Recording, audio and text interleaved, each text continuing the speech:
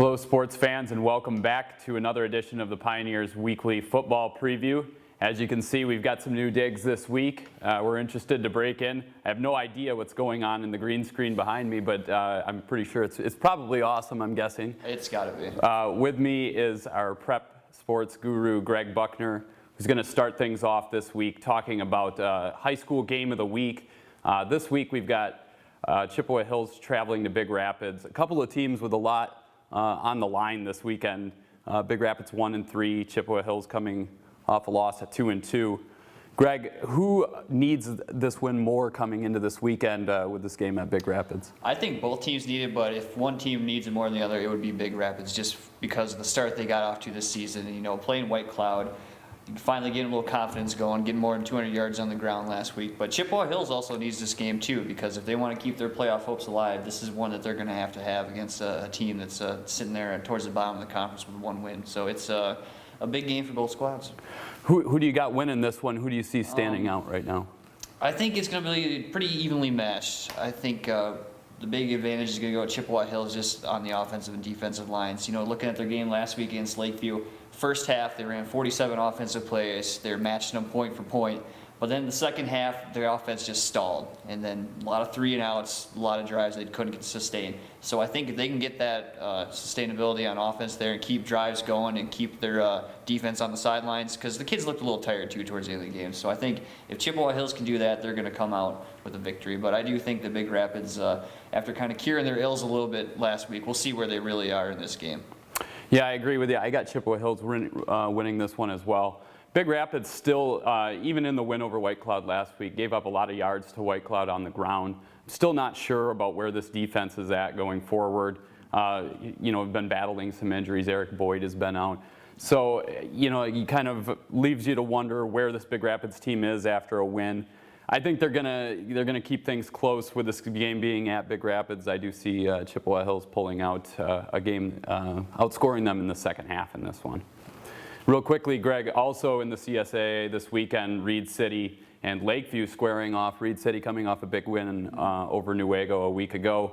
How do they keep things, you know, moving forward and keep that momentum going after, you know, a tough matchup last week and then another one this weekend? I think just more of the same, what they've been doing all season, you know, taking control at the lines of scrimmage and keeping that running game going on offense. And I think, like I say, if it's not broke, don't fix it. But there is that danger there, like you said, coming off a big win against Newaygo there. Obviously one they really wanted, but you gotta wonder if there might be a little letdown. They might not get up for this game as much as they would, but I think they're gonna come in with a business-like attitude and get the job done. Okay, yeah, I also have Reed City winning this one as well. All right, welcome back, and now talking a little bit of college football. I have with me Bob Allen. Bob, heading into this weekend, Ferris State coming off a huge win on the road against Ashland, the defending GLIAC champions last weekend, 34-7. Defense really stepped up for the Bulldogs in this one. This weekend they come in on the road again in Ohio, and this one is going to be against a little bit different challenge against a Walsh team that gave them fits last year on the defensive side of the ball. Coming into this weekend, how does Ferris State avoid the letdown after a big win against Ashland, and what are they going to need to do to get a win this weekend? I think everything starts on the offense this week. The best way to overcome those letdowns is running the football, pounding it, you know, go mano a mano, run it right down their throat. Walsh doesn't defend the run very well. They're giving up 140 or 134 yards a game. Ferris is one of the top rushing programs, not only in the GLIAC but in the country. So just start running the ball, allow Vanderlaan, and I think that will really, you know, when you start smashing people, you know, the team gets into it, I think you avoid the letdown that way. Now, let's say Ferris gets a win this weekend, goes 3-0 against the GLIAC South, heading into the heart of that GLIAC North schedule. Does Ferris then become one of the favorites to win the GLIAC North? I think they are anyway. They've had a lot of success, and I know the South is supposedly weaker, but you know they're beating up on some good teams here, and it's not, they haven't been close. You know, there have been big wins, so I think that takes notice for everyone else in the North. Okay, you got a prediction for this weekend?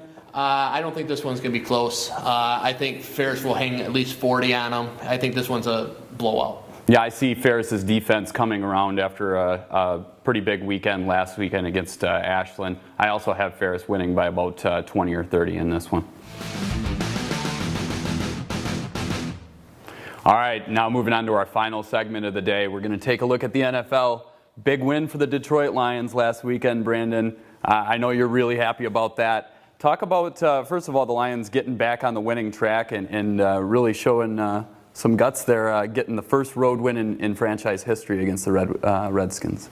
I think what really paid off for the Lions last week was driving down on their last possession and getting a touchdown. They didn't settle for a field goal. They went for the kill, and they actually got it. With Burleson out this week, though, they're going to be handling some issues internally. Yeah.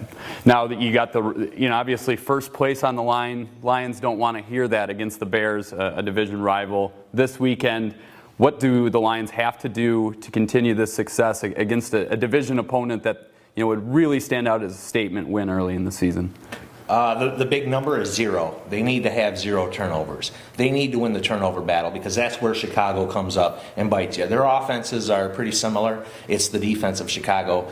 Even without Brian Urlacher there, the defense has capitalized time and again. Any predictions on this weekend? It's going to be a bad day in Detroit. They can't control the turnovers, and with Matthew Stafford and a new wide receiver out there, it's going to be bad, even though Reggie Bush should play. Yeah, I would agree with you if this game was at Soldier Field. I do think this game being at Ford Field helps Detroit a lot in this one. I have Detroit winning this one, and I'm firmly back and entrenched on the Lions bandwagon from here, this point forward, until further notice. That's going to do it for this week's edition of the Pioneer Weekly Football Preview. As always, make sure to check out the weekend edition of the Pioneer for results from all of our prep games or visit BigRapidsNews.com.